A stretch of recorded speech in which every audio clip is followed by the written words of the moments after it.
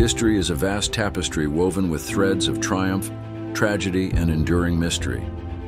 Among its most captivating enigmas is the story of a legion that marched into the mists of legend and seemingly vanished from the face of the earth. Legio IX Hispana, Rome's lost legion. For centuries, their name was synonymous with Roman might, a veteran unit forged in the crucible of countless campaigns, from the sun-scorched plains of Hispania to the Rhine frontier. Their eagle standard, a symbol of Roman honor and invincibility, had flown proudly over battlefields across the burgeoning empire. They were the Ninth, the Spanish Legion, seasoned warriors who knew only victory, or so it was believed. Then, sometime in the early 2nd century AD, during their service in the wild, untamed northern reaches of Britannia, the Ninth Legion disappears from Roman records. One moment they are a formidable fighting force stationed on a dangerous frontier. The next, silence. No triumphant return, no recorded defeat, no mention of disbandment. Just an unnerving, echoing void in the imperial archives. What became of these thousands of hardened soldiers?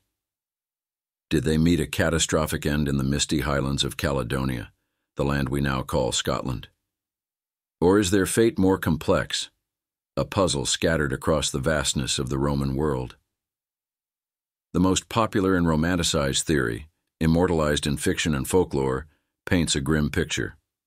Around 117 AD, the Ninth, under an unknown commander, is said to have marched north from their fortress at Eboracum, modern-day York, to quell a rebellion among the fierce Caledonian tribes.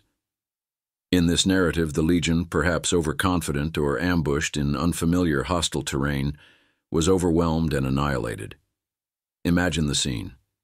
Roman discipline clashing with barbarian fury amidst dense forests and treacherous hills, the legionaries fighting to the last man, their eagle lost, their legacy buried beneath the northern soil.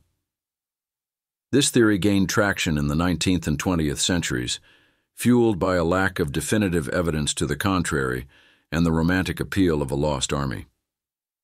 The construction of Hadrian's Wall, beginning just a few years later, was even seen by some as a direct response to such a devastating loss, a desperate measure to seal off a dangerous frontier where an entire legion had perished. However, modern scholarship has cast doubt on this dramatic tale of wholesale slaughter. While conflict in northern Britain was undeniably brutal, the evidence for a single legion-destroying battle is scant. No mass graves of Roman legionaries from this period have been found in Scotland. No triumphant Caledonian inscriptions boast of such a monumental victory. The silence, it turns out, might be interpreted in other ways. Some historians propose that the Ninth Legion, or significant detachments from it, were transferred from Britain to other troubled frontiers of the empire. The early 2nd century AD was a period of unrest in various regions. There were conflicts along the Rhine frontier in Germania and serious disturbances in Judea, culminating in the Bar Kokhba revolt. Could the Ninth have been redeployed, perhaps suffering heavy casualties in these other theaters of war, leading to its eventual disbandment or merging with other units? Tiles and inscriptions bearing the Ninth's mark have been found in Nijmegen in the Netherlands, suggesting at least some elements of the Legion were stationed there after their supposed disappearance from Britain.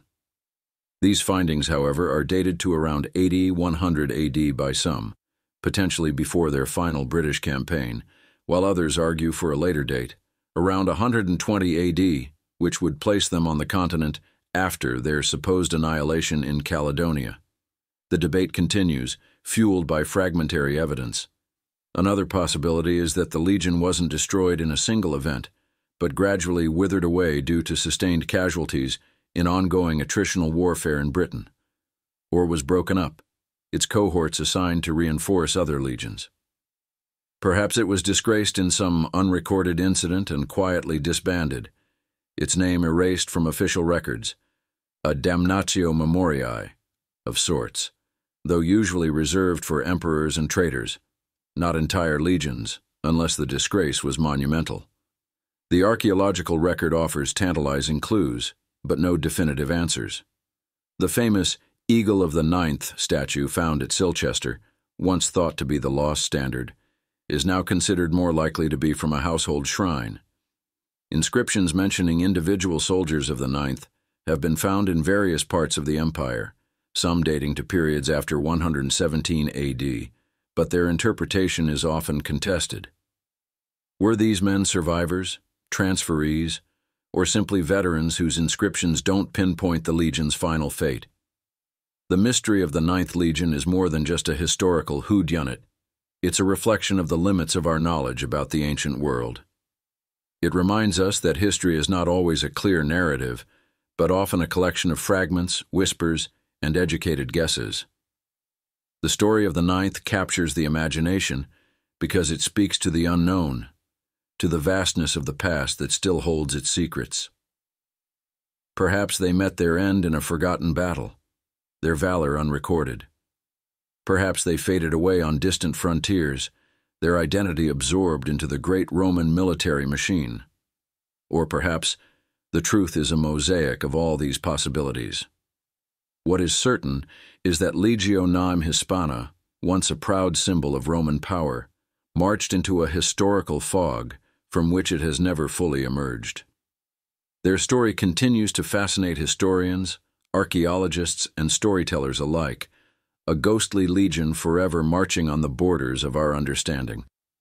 The search for answers continues, each new discovery potentially shedding light on one of Rome's most enduring mysteries. What do you think happened to them? Subscribe.